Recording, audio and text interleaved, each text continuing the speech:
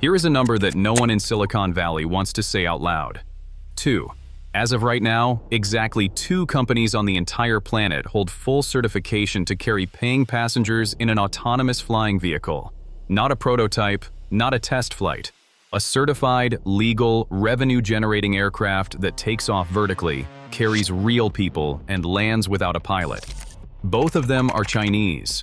Not Boeing, not Airbus, not Joby Aviation, which has burned through nearly $1 billion and still does not have a type certificate. Not Archer, which has revised its commercial launch date so many times that its own investors stopped counting. China did not get here by accident, and by the time you finish this video, you will understand exactly why this gap exists, how wide it actually is, and why the West is running out of time to close it. Picture this. You are standing in Guangzhou, China's 3rd largest city. You open an app on your phone called EHang Trip. You select a flight time. You pay 299 yuan, about $41, and you walk to a white hexagonal aircraft the size of a large SUV sitting on a rooftop pad. There is no pilot seat. There is no joystick. There is not even a steering wheel. You sit down. The door closes, and 216 rotors spin up around you as the aircraft lifts silently into the air, flies a pre-programmed route above the city, and returns you to the same pad exactly where you started.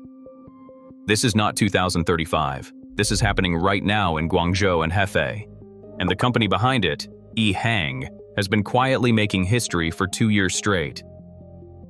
In 2023, EHang became the first company anywhere in the world to receive a full type certificate for a passenger carrying autonomous aircraft. In March 2025, it became the first company to receive air operator certificates, the commercial flying equivalent of an airline license for pilotless passenger operations. It now holds every single certification that exists for this category of vehicle: type certificate, production certificate, airworthiness certificate, operator certificate. The full stack. No other company on Earth has all 4. The numbers behind EHang tell the story of what happens when a company actually ships instead of just announcing. Deliveries grew from 25 aircraft in 2021 to 216 aircraft in 2024.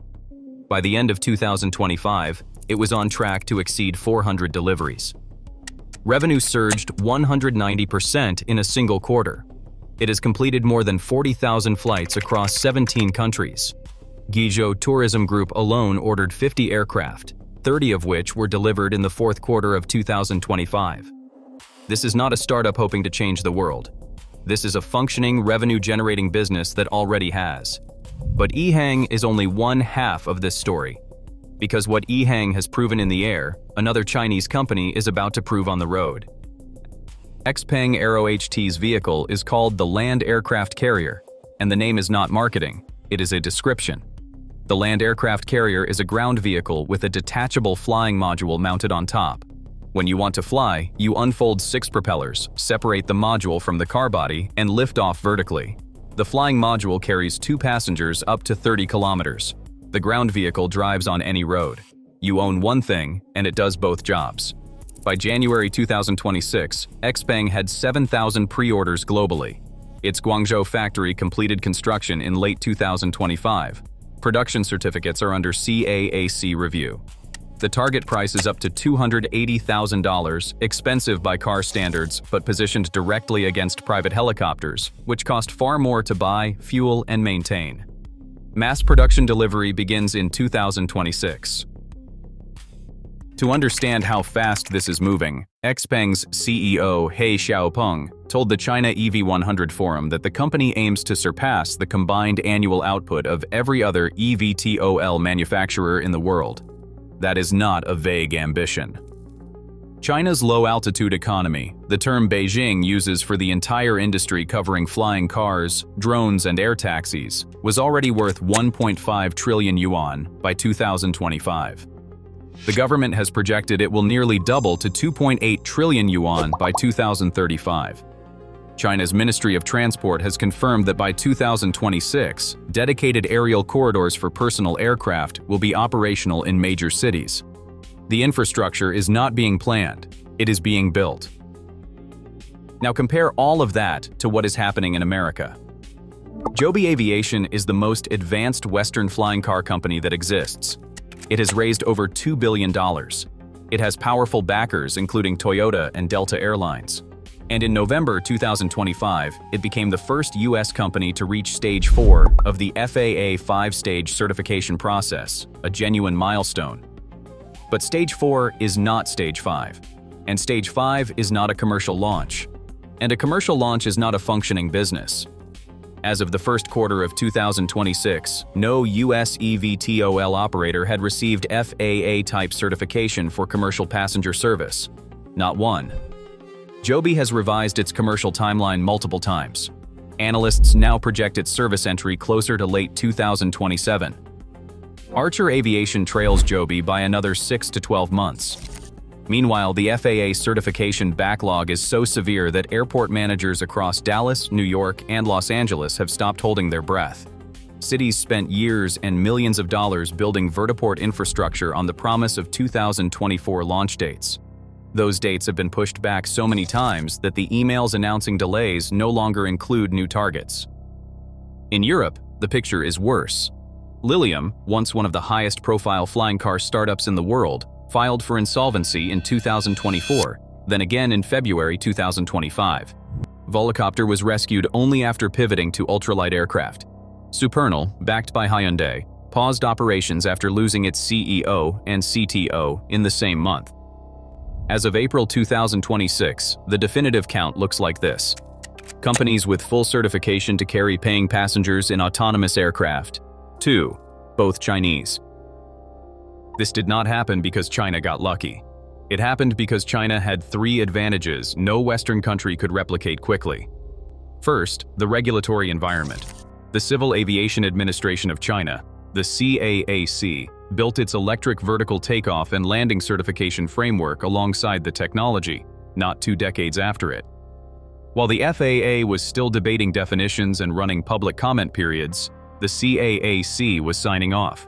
China's new civil aviation law, effective July 2026, is the first complete rewrite of aviation legislation since 1995, and it explicitly codifies autonomous flight, low-altitude operations, and electric vertical takeoff and landing development into national law for the first time. The rule of law followed the direction of travel. In the US, the direction of travel has to wait for the rule of law to catch up. Second, the supply chain.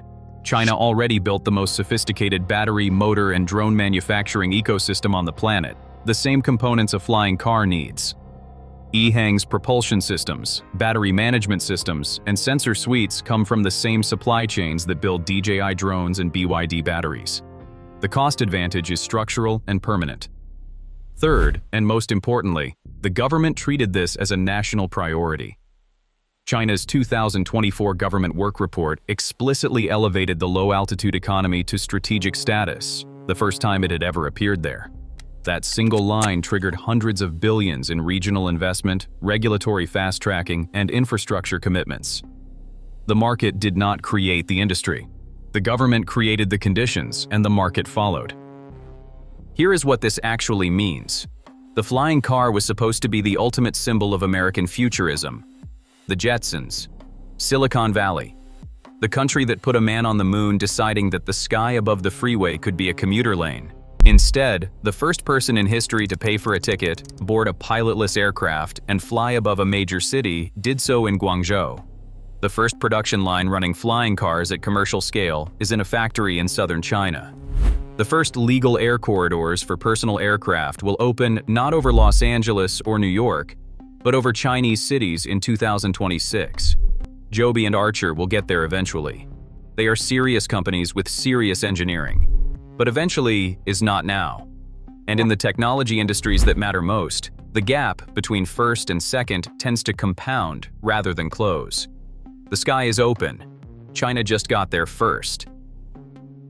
If this changed the way you think about where transportation is actually heading, hit subscribe and drop a comment below. Do you think the US can close this gap before China's head start becomes permanent? We'll see you in the next one.